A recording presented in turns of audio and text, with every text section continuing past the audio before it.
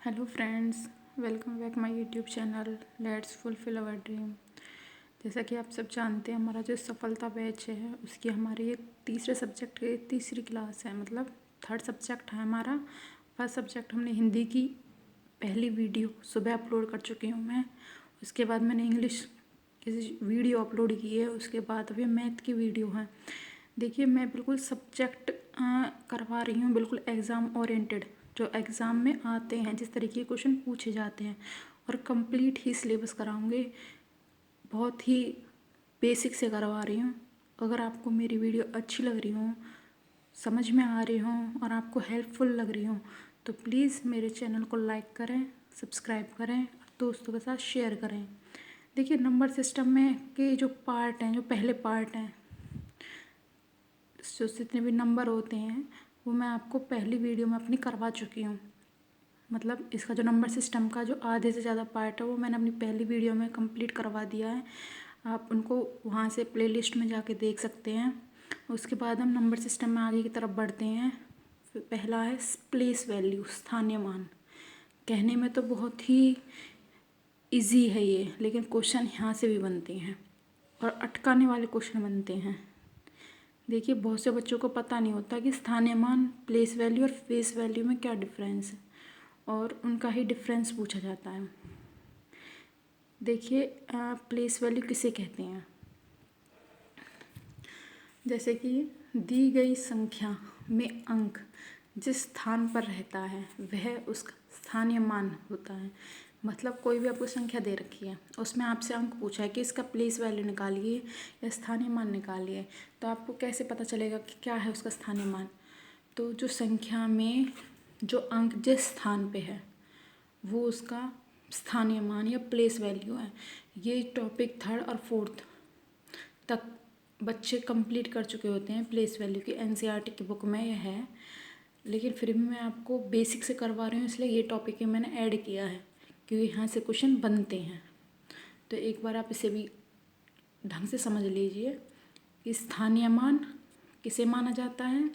जो अंक होता है जिस स्थान पर रहता है वह उसका स्थानीय मान होता है।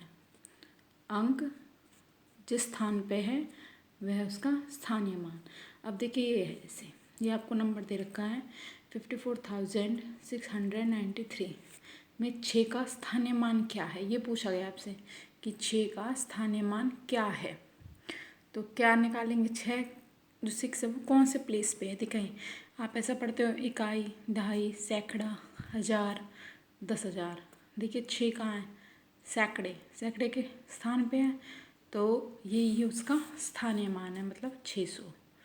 और भी आपको जैसे एग्ज़ाम में अगर कोई प्रॉब्लम आ रही है समझने में, तो सिंपल से ट्रिक बताते हैं हम आपको। देखिए, आपको जैसे 6 का पूछा है, तो 6 देखिए आपकी संख्या में कहाँ है।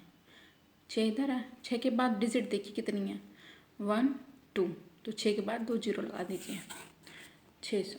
ये इसका स्थानीय मान आ गया। अब देखिए, मैंने सारे डिजिट का स्थानीय मान निकाल रखा है। जैसे 3 है, 3 के बाद कोई डिजिट नहीं है तो हमने 3 लिख दिया, तो 3 का स्थानीय मान ओनली 3 है। 9, 9 के बाद एक डिजिट है तो 90। 6, 6 के बाद 2 डिजिट है 600। 4 के बाद 3 डिजिट है 4000। ठीक है। 5 के बाद 4 डिजिट है तो 50,000। इस तरीके से ये इसका स्थानीय मान निकल के आ गया। इसके बाद आता है हमारा जातीय मान। जातीय मान किसे कहते हैं?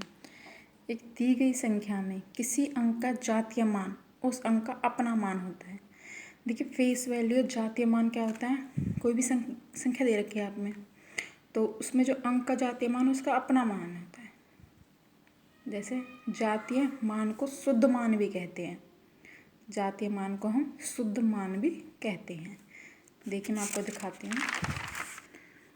देखिए, जैसे ये है 54,693 में 6 का जातीय मान या शुद्ध मान बताइए। तो शुद्ध मान 6 ही है, जिसका पूछे वही होता है। इसमें आगे पीछे, इसमें आपको प्लेस नहीं देखे ना कौन से प्लेस पे है, वही जो मान पूछा गया है वही होता है।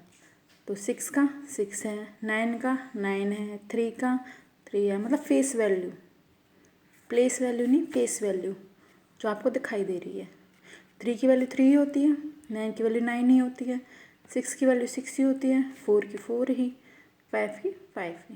तो ये होते हैं जातीय मान। देखिए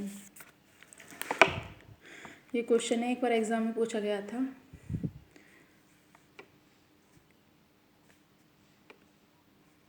$2,70,354 में 3 का स्थानीय मान और जातीय मान में अंतर।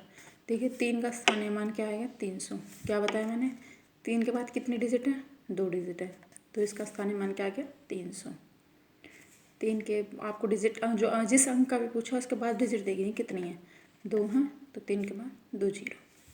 जातीय मान 3 ही होगा, जातीय मान 3 ही होगा, जिसका पूछा जाए वही होता है। 4 का पूछते 4 ही होता, 7 का पूछते 7 ही होता, 2 का पूछते 2 ही होता। जातीय मान में इसमें वही होता है जिसका पूछते हैं।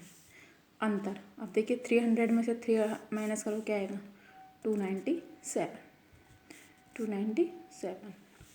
उसके बाद इधर देखिए इस तरीके के पॉइंट वाले क्वेश्चन पूछे जाते हैं, इनमें बच्चे अटकते हैं। ये आपसे पूछा 0.4241 में दोनों 4, देखिए ये वाला 4 और ये वाला 4 के स्थानीय मान में अंतर बताओ। इस वाले 4 में और इस वाले 4 में अंतर बताओ।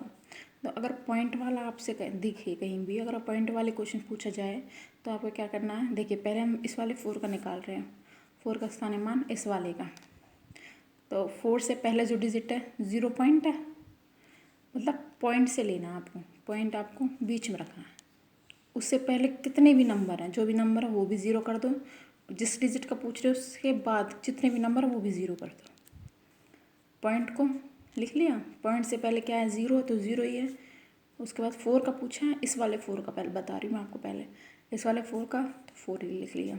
इसके बाद कितनी डिजिट है, 3 डिजिट है, 3 0 कर दी मैंने, ठीक है जी। उसके बाद आपको पता है माइनस कैसे करते हैं, पॉइंट के नीचे पॉइंट लिख के तो ये तो माइनस करते हैं हम।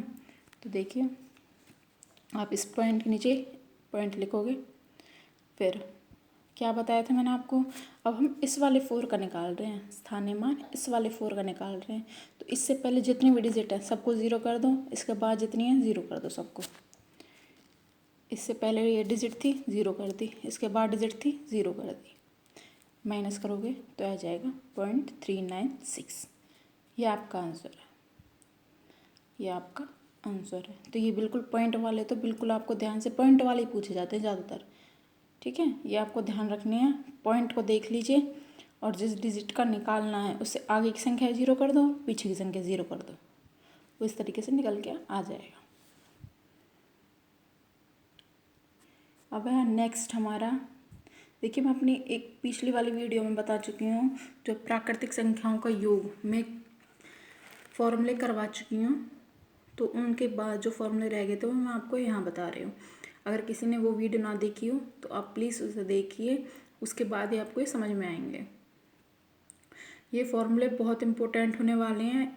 इस तरीके से क्वेश्चन रीजनिंग में भी पूछे जाते हैं। इन फॉर्मूले बेस्ड क्वेश्चन रीजनिंग में भी आते हैं और मैथ में भी आते हैं, तो आपको ध्यान से सुनिए इन्हें। देखिए लगातार n तक की प्राकृतिक संख्याओं का योग, लगातार n तक की प्राकृतिक संख्याओं का योग निकालने का क्या फॉर्मूला है, n+1 2n+1/6, n+1 2n+1/6। यहाँ n क्या है, n है हमारी लास्ट टर्म 10 तक ही तो पूछा आपसे, तो n की वैल्यू क्या है 10। सबकी वैल्यू पुट कीजिए, 10+1 2 × 10+1 6, ठीक है जी। उसके बाद 10 × 11 × 21/6, इसे आप काटो पीटोगे तो क्या आएगा आपका, मल्टीप्लाई करके 385। इन वाले समूह में आपको फॉर्मूले याद होने चाहिए, बहुत इंपॉर्टेंट ये फॉर्मूले हैं, एक क्वेश्चन ज़रूर आएगा। और जो बार बार एग्ज़ाम दे रहे हैं वो एक क्वेश्चन की भी कीमत समझ सकते हैं, एक नंबर की भी कितनी कीमत होती है। बच्चे पॉइंट नंबर से रह जाते हैं अपने एग्ज़ाम में, तो आप प्लीज़ कुछ भी चीज़ स्किप मत कीजिए। इसके बाद है हमारा सेकंड देखिए, लगातार n प्राकृतिक सम या विषम संख्याओं के वर्गों का योग। इधर बताया था मैंने आपको लगातार n तक की प्राकृतिक संख्याएं इधर इधर क्या है, प्राकृतिक सम हूँ या विषम हूँ, विषम संख्या के वर्गों। इधर मैं वर्गों का योग बता रही हूँ।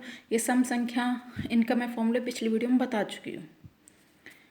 संख्या के वर्गों का योग, इसका फॉर्मूला होता है n+1 n+2/6। ये आपने रख दिए, सारी सम संख्या लिख दिए हैं। n की वैल्यू वो होती लास्ट टर्म, जहाँ तक की संख्याओं का पूछा जाए। तो n 10 वैल्यू पुट करोगे 10 10+1 10+2/6। इसको आप मल्टीप्लाई करोगे, देखिए 10 × 11 × 12/6। इसे आप काटोगे तो ये आएगा मल्टीप्लाई करके। इसी तरीके से विषम संख्याएं लिख लिया आपने। n की वैल्यू अब की बार क्या है, 11। यहाँ से करोगे इधर 11 × 11 + 1 11 + 2/6। 11 × 12 × 13/6 काटोगे से तो आ जाएगा 286। ठीक है जी। उसके बाद है घनों का योग। लगातार n तक की प्राकृतिक संख्या के घनों का योग।